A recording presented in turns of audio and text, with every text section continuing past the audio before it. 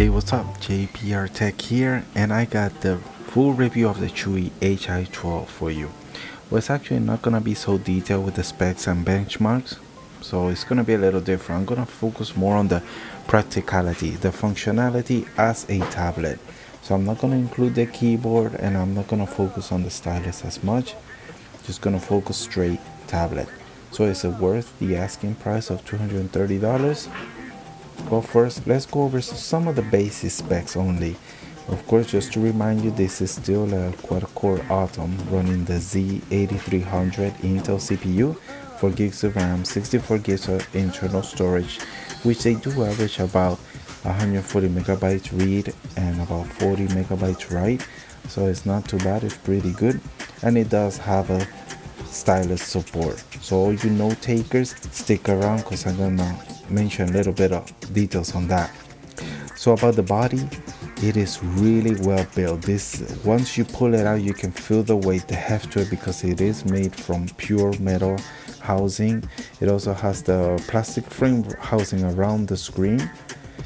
And the good thing about such a strong build is that when you hold it with one hand, on one end, you won't get the pressure marks on the screen from your fingers on the other side of the tablet, where I have done that before in other tablets. And speaking of which, this screen is said to be the same used in the Surface Pro 3 tablets. So it's a 12-inch 2K screen resolution of 2160 by 1440.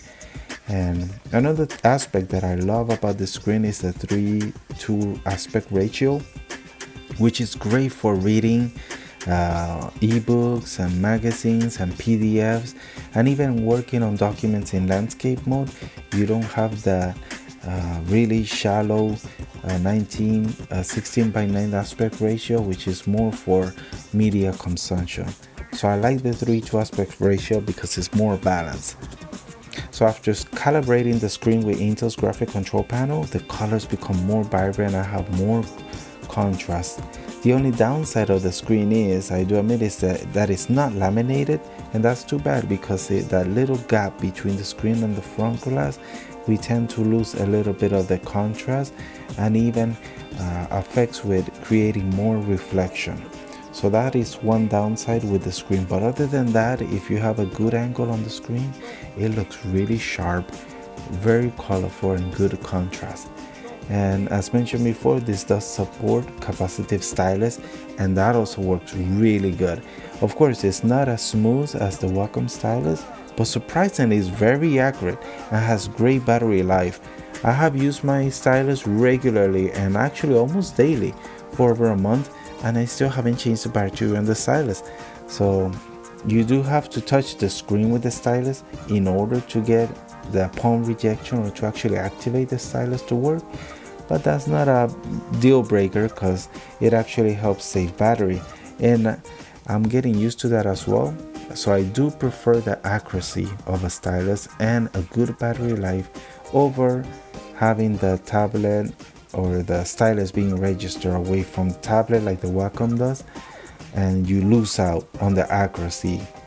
So that's why the stylus is really great feature on this tablet, and that I use a lot heavily. So speaking of functionality and usability, let's get on with some of the other aspects of the tablet. So as mentioned before, this tablet is heavy. So people with small hands or weak, or they don't like heavy objects, don't get this tablet. This is pretty heavy, but it does have great quality. It does feel great in your hands. And for me, I'm fine with it. And I like the metal housing because it also helps the tablet stay cool to the touch, even under heavy loads. And also on the left side of the tablet, you do see all the ports are all gathered in one side. So that's really nice. And those USB ports, they're very fast. They're well built. All the cables will fit snugly in the ports so they don't become loose. They don't come out easily. So it is really nice built. And I really welcome the idea of having a keyboard dock, which adds 2 more USB ports. And believe it or not, the main drawback with this tablet has been Windows. Yes, the operating system, because every time this tablet is running smooth and I enjoying it, it's working great, Windows comes and breaks it with a forced update. and I really can't disable automatic updates right now since I need them or the newer updates to fix the last unstable update. But thankfully right now with the version 16.07 of Windows running the Windows build 14.393, it did fix one of the battery issues I had, or well, actually the battery capacity issue I had. It was displaying the wrong battery capacity. Well, the good news is that it is now displaying the correct battery capacity. And speaking of which, the battery life is amazing. Yes, I can't compliment it enough. This is by far the greatest and the strongest point to this tablet. It is rocking an 11,000 milliamp battery capacity, and it is labeled to run for 12 hours, but I easily pass that 12-hour mark. For example, I have taken notes with it in an 8-hour course in one day with the brightness at 50%. I still had over 25% at the end of the day and before I started charging at night. And the only con with the battery is that it's really slow to charge. You can only charge via the micro USB port, and it's supposed to support supercharging, but that's only while the tablet is power off. So while it's on, it will literally take a whole day to charge it. Aside from that, Chuwi's battery is really one of the best out there in the Chinese tablet market. It even surpasses big name brands. So if you need a tablet to last you all day, well, look no further. This is it. But what good is the battery if you can't actually do any productivity with it?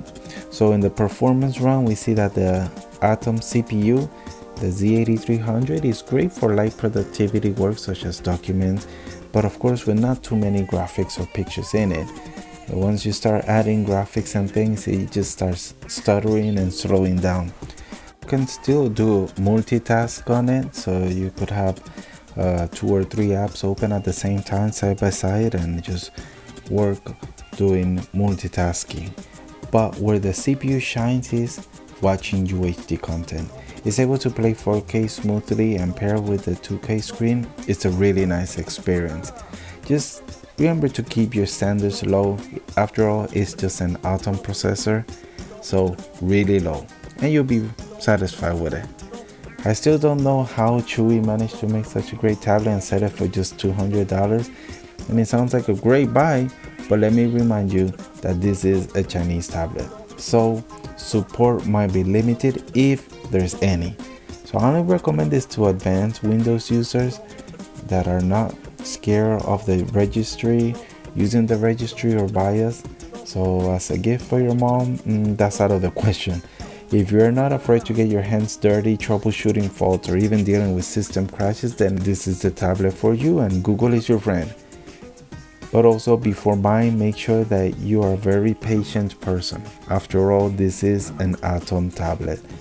So for me, I believe this is a lot of bang for your bucks. So in conclusion, yes, it does have a beautiful 2K screen with stylus support, one of the best battery lives I have seen in a tablet, has good build quality, is cheap, and it does come with a lot of accessories such as a keyboard dock with USB ports. Whereas the cons, well, it is an Atom CPU, so the performance takes a big hit. It leaves a lot to be desired, and it will definitely test your patience. And yes, another con is the slow charge time. So when you're power on and the battery starts draining, it's gonna take a long time to get that 100% back. The screen is not laminated, and that could be a deal breaker for some because of the reflections, but it does make up with pixels and resolution. And of course, being a Chinese tablet, the lack of support, don't expect any support, just be ready to spend time Googling ways to troubleshoot your problems. So, thanks for watching this review of the Chuwi Hi12. If you want to see what accessories are available for this tablet, make sure to subscribe and be on the lookout for that video. I got some more DIYs, how-tos, and more reviews as well. So hopefully I'll see you guys on the next one. Peace.